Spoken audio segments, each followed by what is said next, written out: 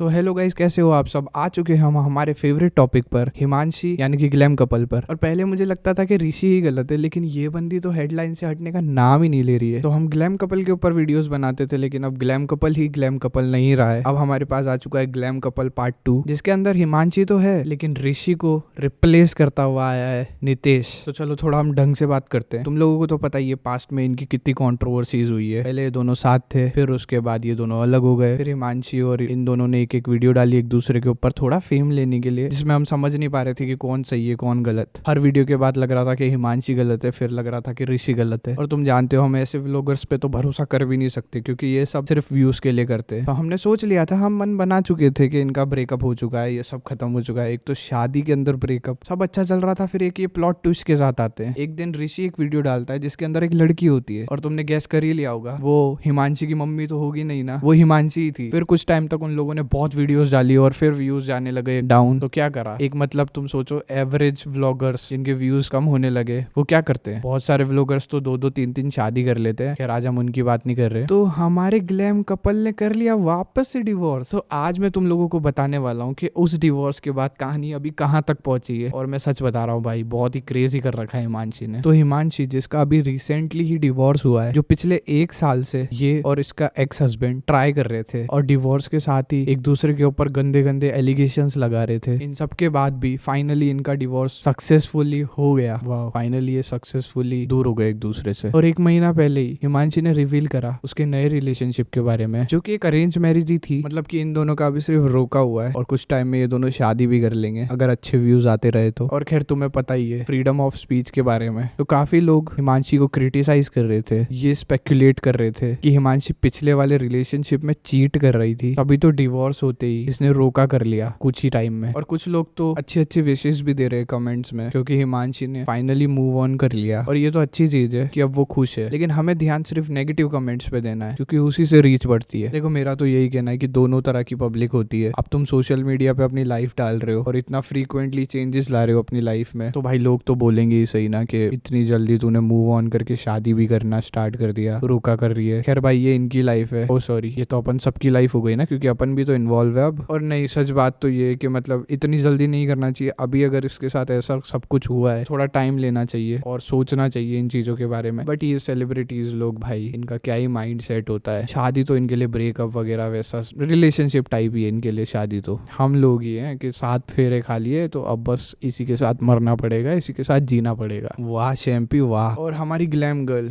यानी कि हिमांशी, हमारी देवी, उसने ये भी रिवील किया है कि नितेश जिससे उसका रोका हुआ है वो उसका फैमिली फ्रेंड ही है, और बचपन से एक साथ रहे और पढ़ते भी साथ में ही थे, बचपन से एक साथ थे, कॉलेज में भी साथ थे। ऋषि ने तो कभी चीट का आरोप इस पे लगाया नहीं, उल्टा इसने उसके ऊपर लगाया था। मुझे नहीं पता भाई ये स्टोरी किस तरफ जा रही है, बट मुझे नहीं पता। तो 2014 की एक पिक में भी हिमांशी ने नीतीश को टैग कर रखा है, और काफी मतलब कमेंट्स में भी रिप्लाई करते थे एक दूसरे को फ्लर्टी वेज में। भाई मैं तो कह रहा हूँ अब ये स्टोरी एक तरफा ही जा रही है, और एज एन ओपिनियन चैनल मुझे बुरा लग रहा है भाई। मैंने ऋषि के ऊपर जितनी भी वीडियोस बनाई है, मतलब इतनी जल्दी तो तुम कैसे मूव ऑन करके रोका कर सकते हो, या तो तुम्हारे दिमाग में क्या बैकअप प्लान है। ठीक है जो भी है, आप भी व्यूज के लिए कर रहे हो, हम भी व्यूज के लिए कर रहे हैं। बाकी इसके अंदर तो आप ही बता दो कमेंट में कि रिश्ता क्या कहलाता है भाई। और मुझे ये बता दो कि इनके रिलेशनशिप या यूट्यूब अकाउंट दोनों में से कौन सा पहले डेड होगा।